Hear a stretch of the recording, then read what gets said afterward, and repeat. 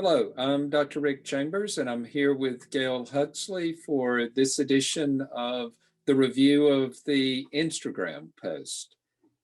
Really excited about today because we're starting with a quote by Audre Lorde, who you often cite, and so take it away. Yeah, I think Audre Lorde is she returns more often than anybody to BookSense, at least our BookSense Instagram. Usually the quote comes first and then the image, but I saw this image and I don't know, there's something about it I really liked. And so then the quote came, but the quote is, if I didn't define myself for myself, I would be crunched into other people's fantasies for me and eaten alive. Audre Lorde. And so I really resonated with this. And I took it out of this is something that's going to be complicated as we continue with BookSense, because I do think about the context that each quote was given.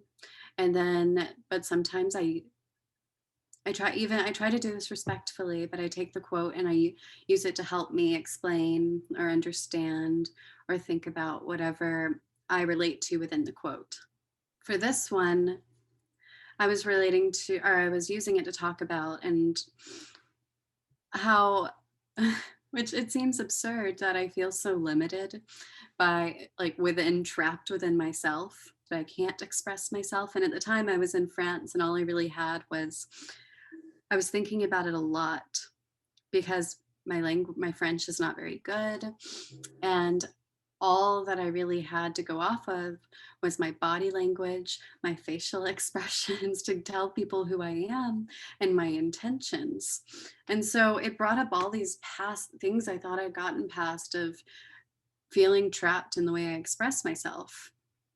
I always had this image since I was a teenager of here's me, and then there's plexiglass, and then there's somebody underneath that's more me that I just can't figure out how to get out.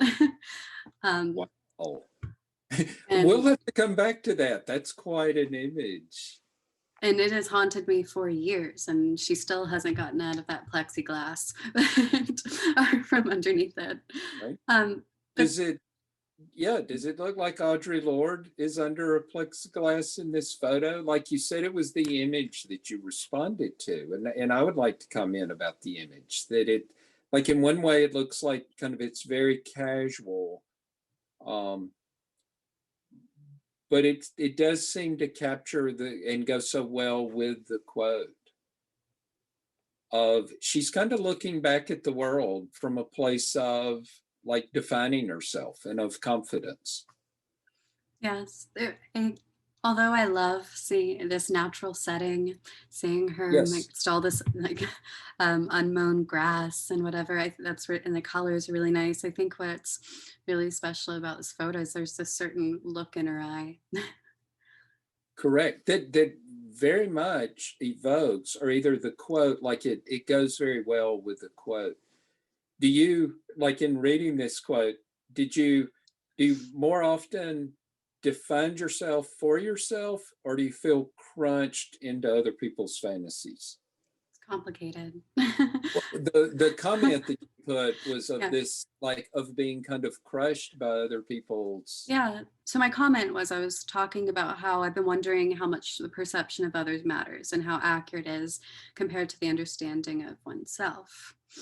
And that's because, it's so often to the point where it almost feels like a curse that when people describe who I am to me, I'm lost. It doesn't feel like myself at all. It's really, really special when somebody, I feel like they can see me. And I don't blame other people. I think I have a really hard time expressing who I am in the real world. And so I was wondering, well, who is right? Is it these people who see me? Or is it the way that I feel mostly alone? I don't know. I'm very sensitive when I'm around other people. But so this person commented, and we've mentioned her before because she's left a few really thoughtful comments. And then she said, do you mind if I read the full comment? It's really Yes, nice. please. So she said, And I hope this is okay with her. I'll block out her username when I edit it into the video. And she said, I never ever would think of anyone else's perception of me as the truth, and so it would not hurt me. As a Black woman, this is survival and very basic, though. And I think that is what Miss Lorde is speaking of. What does it matter what others think of you if they have no actual power of you? That is a question only for a cis white man, I think.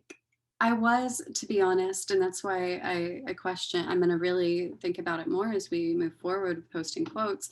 I was thinking, is it okay that, because I know Audre Lorde was talking specifically about what this person commented. She's coming from the place, as she said, it's survival for her. So early on, you said like it's complicated, and it's really complicated. This between how you see, not just how you see yourself, but how you define yourself. And maybe that's the basis of like empowerment, or this word is the ability to like define yourself.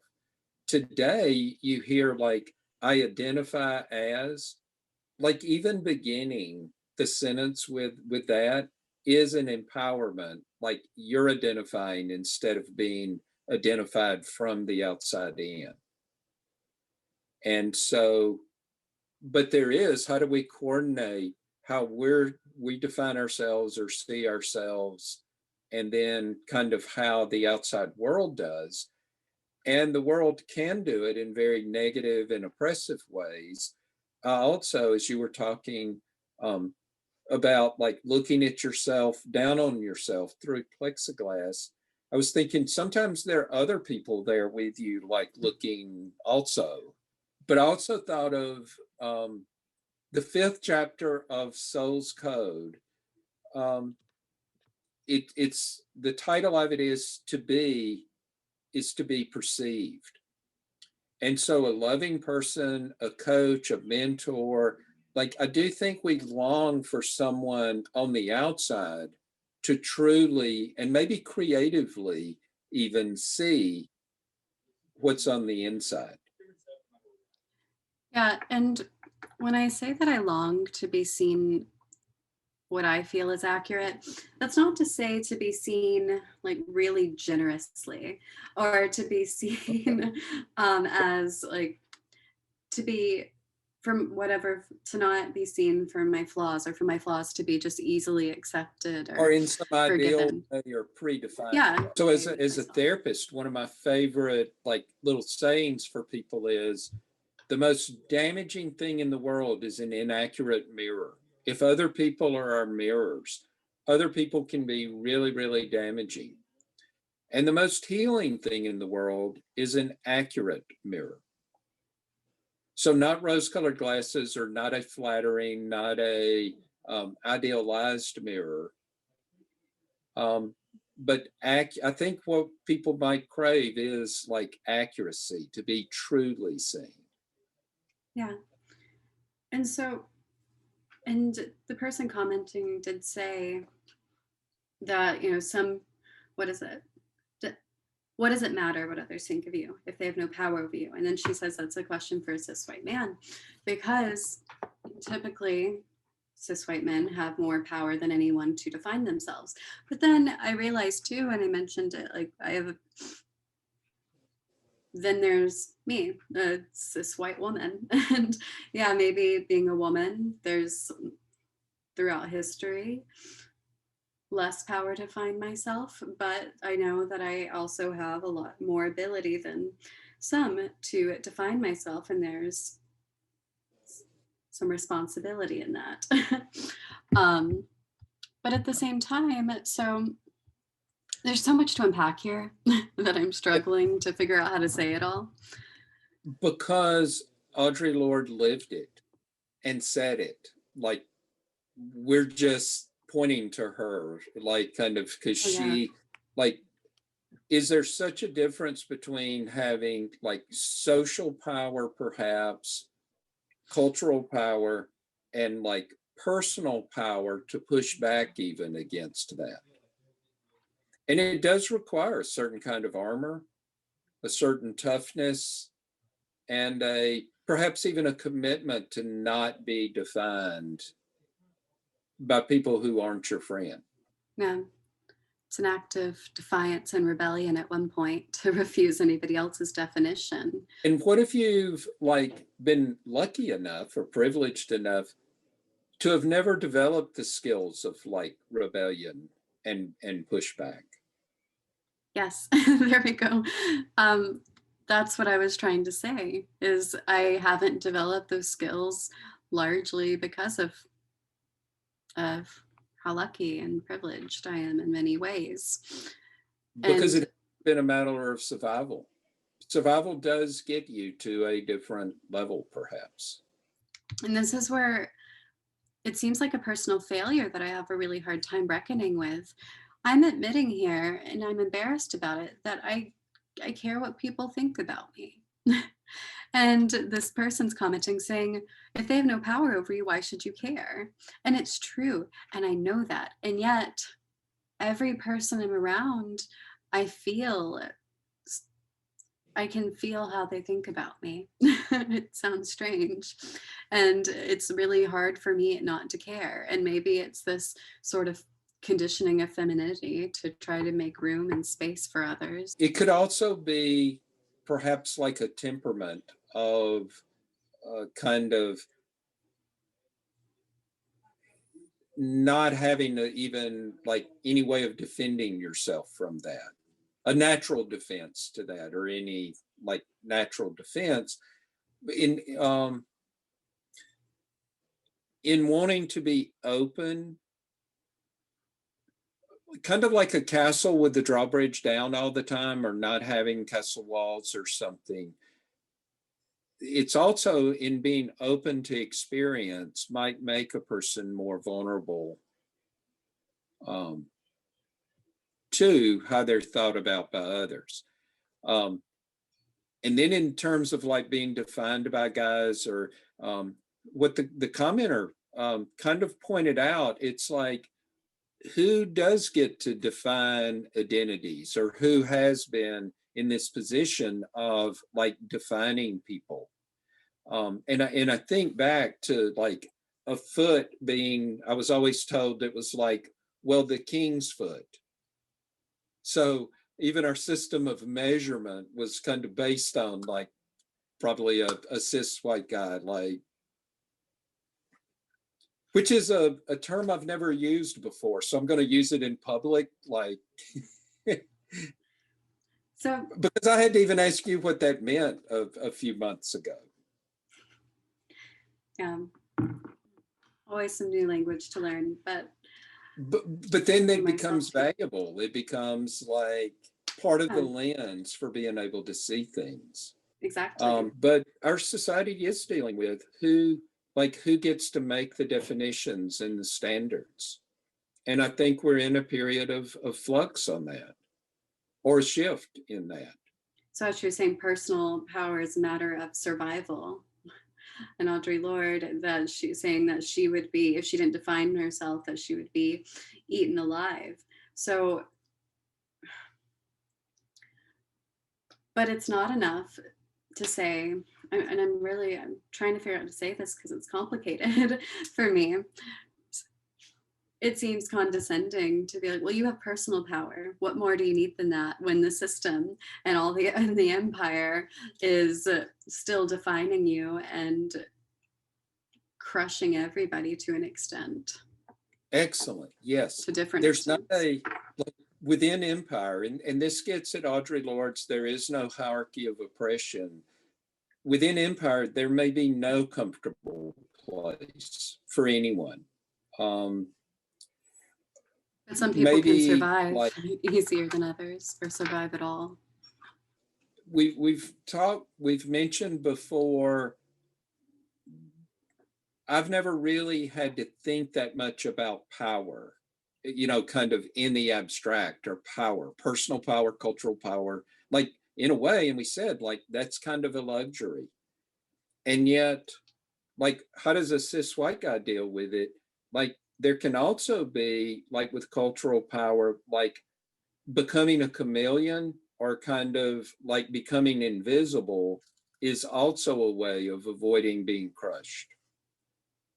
And I think that's the way a lot of people, so you develop your personal power, but you can also become invisible or a chameleon, um, Oh, that's from this fear much of better. being crushed. I'm sorry? It's probably, I'm saying that explains my personal, like that gets at what I was trying to say, is that I think my failure of being able to really show myself is that I've for subconsciously, but I've made an effort to make myself invisible because then you're less likely to be crushed. As you said, Your there's some personal safety. self, not your stereotypical self or your compliant self or your good girl self or whatever it is.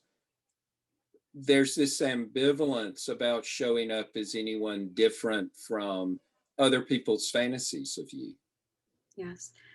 So this brought up in the comment section something that was really, really hopeful, though. Uh-huh.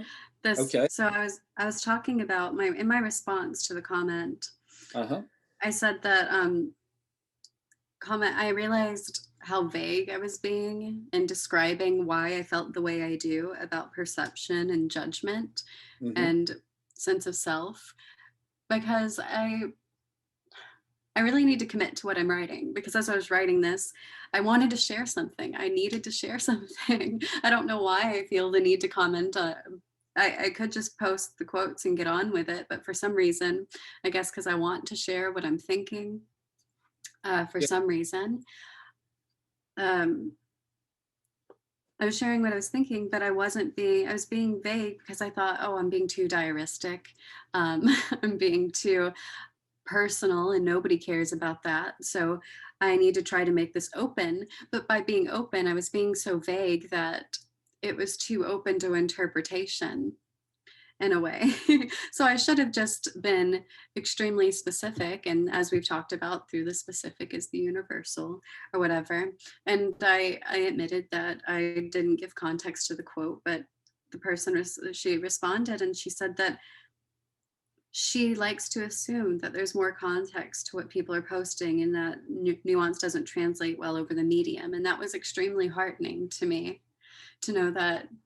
And I feel like we've talked about this at some point. I think I have, because when I was editing, I said exactly what I'm about to say now, that it's really heartening to know that people are approaching the internet this way, with the idea that it's kind of like the tip of the iceberg, some posts in the internet.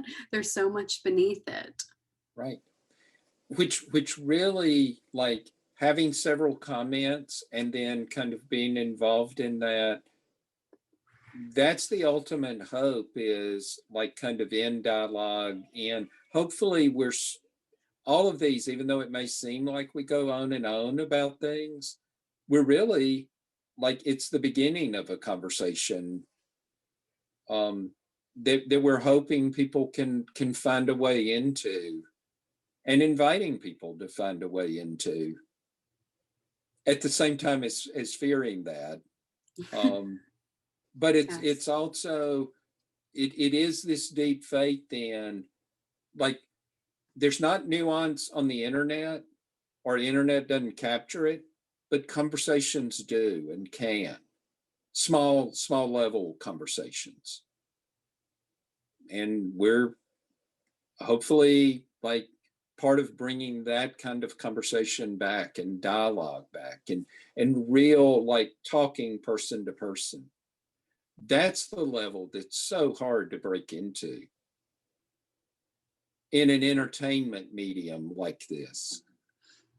Yeah, and we talk about the nature of the internet or whatever, and maybe there's something to that, but we act as if there's, and I would say we and like the overarching Sure. we, um, act as if it's just something that's fixed, that there's no room for small conversations because that's not the nature of the internet, or intimacy or whatever. Um, but the internet is still, and the social media, the way we use it is still so new. I think there's a danger to having that sort of mindset about it, that it's this way, can't be changed. Yes. Let's say the deck is definitely stacked against it. The deck is stacked toward, like, entertainment, sensation, fast. And yet it's not impossible to go other places on the internet or to do other things through this medium. It's just the deck is not stacked for it, but it's not impossible, perhaps. Yeah. Just difficult. It's not profitable. Yeah, and that's a big part of it too, probably, why the internet is the way it is, because it's whatever's profitable Excellent. that is valued. That's the dealer. That's what stacks the deck. But we're not criticizing. No. You hear that algorithm? Like, maybe it's time to move on. I know. So this one's interesting. In a fractured age, when cynicism is God, here's a possible heresy. We live by stories. We also live in them. One way or another, we are living the stories planted in us early or along the way. We're also living in the stories we planted, knowingly or unknowingly, in ourselves. We live the stories that either give our lives meaning or negate it with meaninglessness. If we change the stories we live by, quite possibly we change our lives. Ben Okri, A Way of Being Free. Wow. A lot to unpack there as well. This one I got from, and I mentioned it briefly here, I'll just say it now because it doesn't have a lot to do with the quote. So many of the writers I found and that I loved, I found from other writers. Yes. Like reading one writer leads the way I was reading, and I'm not sure if I'm pronouncing her name wrong or right. Ya Gyasi. Hi, my name is Ya Jessie. I found in Transcendent Kingdom, which was a really beautiful book, she mentioned Ben Okri briefly in the novel. So opened another door. And there does seem to be this interconnection, perhaps, with authors, and authors kind of pointing to each other. Yeah.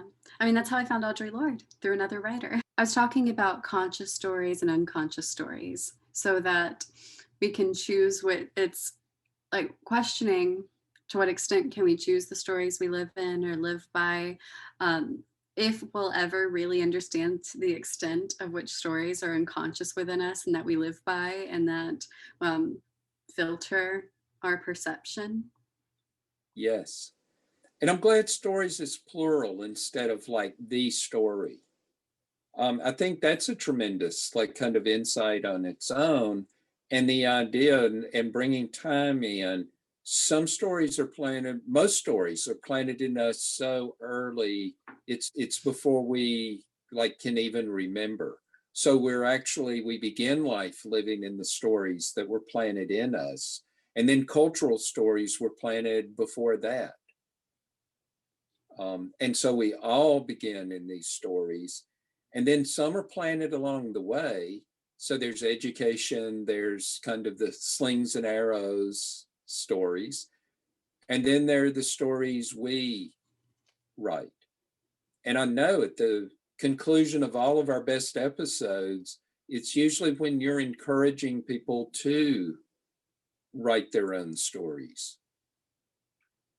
That seems to be like very important to you in this project, which is similar to like defining yourself. Yeah, so as I say, it really relates to the previous post. And these stories, so to write your own story and to create and live by your own story, it's something that's going to be probably a long and arduous process to write your own story and then live by it, and one that will probably change all the time. But I think this post is especially like resonant right now is because we're seeing so many of our cultural stories that some have known were just a bad story all along. Some people didn't really realize it. They just thought it was the reality. We're seeing all sorts of stories start to unravel. Yes. So especially as a white male, I might add like kind of to this, maybe something else to add is to like take responsibilities for the stories you're writing. That's another thing we all have to do in a way is like take responsibility for your story. So even though your stories you believe or that you're living. exactly. It's not, so just to say, well, this is my truth, or this is my opinion, there is, that may be so, but that doesn't mean that it's not fallible. That doesn't mean that there's not something within it that is harmful. Yeah. There's responsibility required. Right. So to even say this is an old story is not to say like it should necessarily be accepted. And maybe a lot of do we have a responsibility to look at the stories we're living, to reflect on them, and interrogate them and question them? Yeah, every story. And that's what I was saying. So how deep are our stories? So we can start off, and people often do when they're, especially in adolescent, they start looking at their religion, or they start looking at their family and thinking, why? Yes. Why do I believe any of this? But it goes so deep, and it almost seems like this endless, or this really deep well that you can't see into the bottom of stories that you don't even know how many you need to look into, because there's ones that you can't identify yet that are a story but you see as truth. Yes. And yet in general, I would say because of our difference in ages, the task for us boomers, and it's like it's not a small thing to look at the stories that you were planted in. It can be even a life-threatening thing, and it certainly threatens relationships. And maybe there's nothing more scary than like kind of questioning the stories. It's not a small thing. And so for boomers, it's really hard to like be engaged in that process. For younger people, like y'all have seen the era of being like planted in damaging cultural stories. There's almost this fear of believing any story. Or is there? Maybe I'm projecting a little bit, but there is this almost like fear of stories that people have never had. Fear of the big stories. Yeah, especially the fear of the big stories. It's the individual stories that I tend to trust more, especially the individual stories that have been suppressed, that aren't as easy to access, that aren't taught in academia. I was going to say that generational, so that it might be where you came of age when you're growing in history, at what point. At some points in history, you're less likely to question the overall story because maybe it's just a more prosperous time. But also it depends what world you were born into, what class, what culture, and Right. that you're going to be more likely to question the big stories. Yes. Then I'm so glad you put it that way. I'm proud of myself. I quickly looked up something as we're talking. So 1979, Jean-Francois Lyotard wrote a work, The Postmodern Condition, a Report on Knowledge. And it's where this term comes from. There are no longer any grand narratives. So a specific date and time, like 79, initiating the postmodern world in many ways. One of the main claims of the postmodern is there's not a grand narrative that applies to everyone, gives meaning to everybody's life, that works for everyone. Talk about a different age. And it has to do with like the grand narratives. And that's a big part of like kind of a postmodern consciousness. I'm kind of pre-modern, and it's like I grew up within all kinds of grand narratives. And so there are also, benefits on both sides and dangers. and it is very frightening when you realize, so no grand narratives, that means there's also every person that you're encountering, there's a different story. That there's this more stories in the world than you can fathom that you will encounter. And what's the chance of like picking the right one or telling the right one? And then how does humanity cooperate? without like grand stories. So we're in Exactly. quite a pickle. But I think there's something really hopeful in this too. So if every person you come across, you can't make any really assumptions about, there's a responsibility to, if the other person is willing, to get to know each person better, the individual, to get to know individuals. Yeah. So, and there's something scary about that, because there's a chance of a fallout. There's a chance of all sorts of ignorance being revealed. But there's a lot of hope there too, of getting to know people intimately. Yeah. So perhaps, like, especially on the grand scale, it was kind of, rather than seeing individuals, we saw through like identities and categories and stereotypes and but mainly we saw through like these imagined hierarchies, these that Harari talks about. We saw through stories.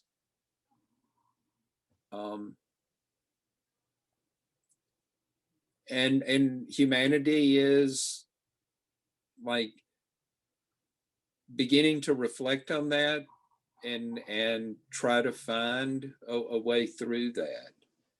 And it feels like disorienting, confusing, scary, if not terrifying. There's some writers that kind of say, like, people will become violent rather than, what if people will become violent rather than lose their story? Yeah, and you read something really nice. I don't know if you want to read it now, but it was from the book about alchemy. You read it at the very beginning, and I thought the quote was really applicable and healing in a way. We may do a separate episode on that one, but it's something called The Last Attack of the Devil, that when a crisis is coming to a head, you kind of can't solve a crisis until it looks like almost the other side is winning or it's coming to a head. I think definitely like 79, the article was, there was an article written in 79, but that means for like 30, 40 years, that was right at the beginning of the culture wars. This is what the culture wars are about, is like whose story, like what stories are we going to live by?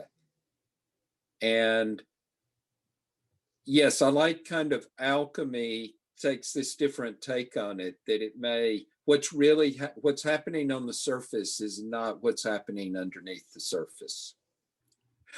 Yeah. Here would be a great example. It is, and this is based on Joseph Campbell.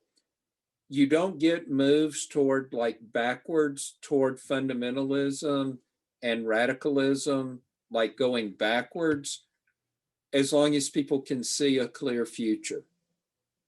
And so with the loss of our stories, there was this loss of where are we going in the future, or whose story are we going to listen to in the future? And I think that's why there's been this like emphasis on like looking back. Yeah, because how do we have no grand narratives with as many people as there are in the world?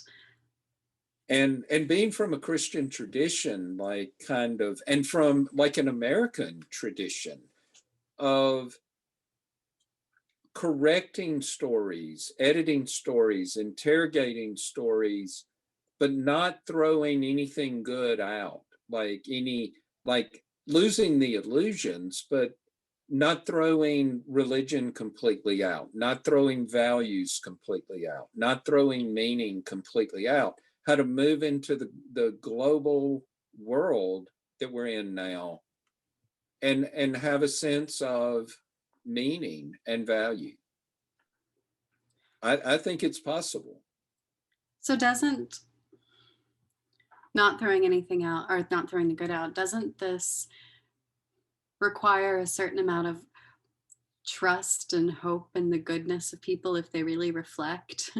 Because what may be bringing the good with us, it might be totally different for one person, or it might be good for one person and really harmful for another person. does it require that if we have in another post that we'll maybe get to in another video, is it trusting in the process of inner revolutions, that there's not going to be anything hurtful? That's one place, but it's also, and I would go back, it's not rose-colored glasses kind of trust. There is a quote, we'll have to look up on like stories of old. I'll try to remember to post it in the comments to this that directly addresses that. Oh, here's the next one. What would the world be once bereft of wet and of wildness? Let them be left. Oh, let them be left. Wildness and wet, long live the weeds and the wilderness yet. Gerard Manley Hopkins. And you made a pretty special video with this one, I believe. So this one, I also found Gerard Manley Hopkins through the same book as the previous post from Transcendent Kingdom. So she used, not this one, but she used a quote by him to open up the book. So the video that I included with this that I'll add in, it's this little 100-word story I wrote called The Discomfort Artist. Yes. And I wrote it because it's about this woman who is feeling like she prioritized comfort in life, accepted it. And I think it's hard when you're really comfortable. Sometimes you should have all the means necessary to achieve your dreams, but sometimes you get so comfortable that you don't challenge yourself and be wild. And so it's about this woman who is so dissatisfied that the only satisfaction she can have is by making herself uncomfortable, by digging in the dirt. And yes. Much of the imagery is about, kind of being outside and being messy and dirty. And so, as I said here, it's not really about romanticizing need, want, poverty at all for this woman. It's about, sometimes I wonder if, and I think about this a lot, and it's hard to express, if we try to make ourselves something other than human, that are through being civilized or whatever it means to be, a civilized human, when really, and I think that if there are these urges that aren't fulfilled or not easy to fulfill, are maybe criticized if they are fulfilled, or that they come out in other ways. So if you don't satisfy your wildness, your human wildness, and it comes out in like ugly wildness, violence, hurt. Yes. Discomfort. You said like she became the discomfort artist. And so it's a versus what the only thing she learned from comfort was how to seek more comfort, or something like that. Was a nice turn of phrase. And this idea, like in many ways, hopefully in this podcast, we're digging into the dirt a little bit. It's a not being so attached to comfort. The attachment to comfort is what keeps people from learning. Some of these, like cognitive dissonance, from growing, actually. Like you need some dirt to grow. Yeah.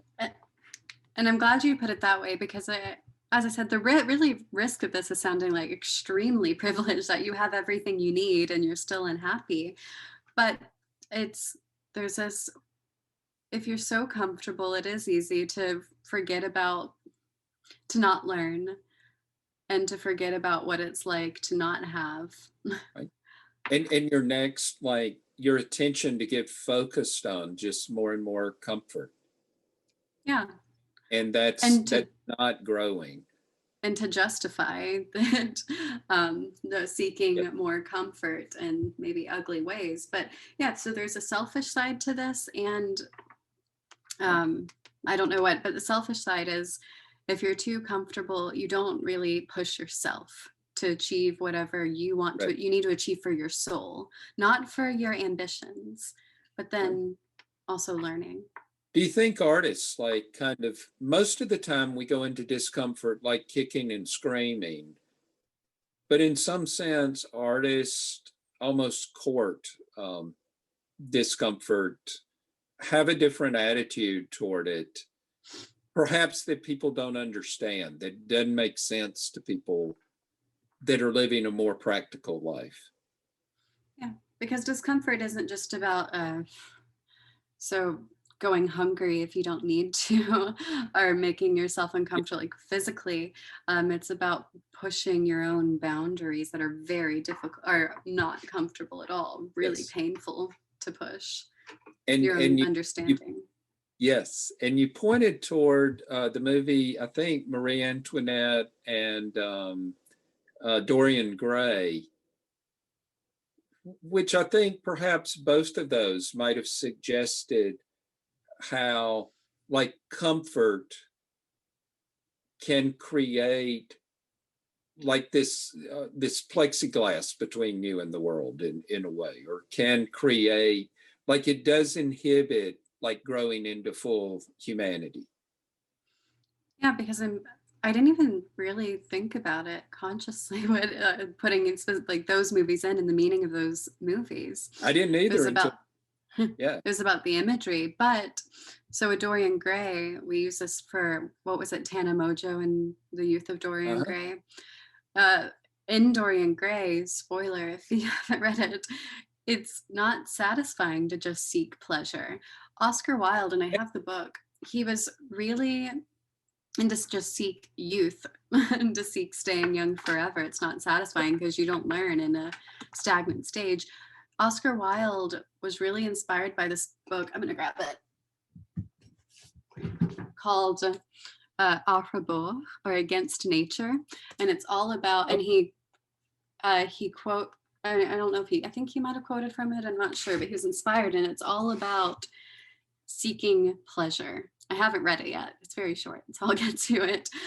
So I don't know if this guy thinks it's a good idea to only seek pleasure, but with Dorian Gray and Marie Antoinette in the Sofia Coppola film, you see Marie Antoinette is having everything and not being happy. And there's something ugly about that too, right? Especially today with, oh, yeah, we feel so sorry for you to be so Right, rich and unhappy. right. And yet you could not have been more indulged in one way, but you could not have been more of a prisoner. And in another way, there was an aspect of her being a prisoner. It was my reaction.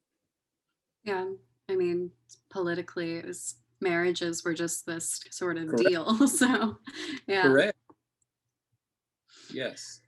But yeah, I don't know, especially lately, I feel, I mean, I guess it's because we're all of us during the pandemic, we can't really go out as much, or we Yeah. shouldn't be. But there's this restlessness that am really sensing in other people too, that to be, I don't know. And wildness maybe is another word for it, is just fun. What happened to this sort of like unrepressed fun? Is there a way of being wild in a human way that isn't ugly and violent? The best I could do was digging in the dirt and rolling through the mud at midnight under the moon. Right. Glad you brought up pleasure. So this discomfort, pleasure, one of the old, or there's some philosophers that kind of say the grand narrative is just seek pleasure. But artists have also pointed out that that narrative even can be empty. And so again, we're coming back to like kind of this meaning, purpose, values, grand narrative. So And yet, like what you're suggesting, there could be like an energy or an urge from inside that may not even make sense at first. That's just life kind of bursting forth, always, like it's underneath the surface. And I think it's confusing at first, this sort of life, this energy, this like primal energy almost coming, Correct. because you think, what do I do with it? Because this could go to down a destructive path very easily. It's easier to go down a destructive path than one that's really needed and healing, satisfying. So from what's often Jung's idea, like kind of what's working with what's emerging from the unconscious, the individual unconscious and the collective unconscious, but not just passively, he called it identifying with it. So like in shadow work, if you identify with the shadow, like you're a very dangerous person and you can do a lot of damage. But if you deny the shadow, kind of your vitality may not be there in the full. And so it's about like relating to these energies without being possessed by them. And so it interacts with our conscious self. And we have to take responsibility for the energies. Yeah, because so what happens if you just don't listen to the energy, you don't take responsibility, you try to avoid it, you try to suppress it? I think that it's going to end up even worse that way. There's something being asked of you. Right. From Joseph Campbell, it's called The Return, but it's really from Freud. But there's this concept of the return of the repressed, that what you deny and try to suppress, like comes back with added strength and will dominate you and control you in some unexpected ways.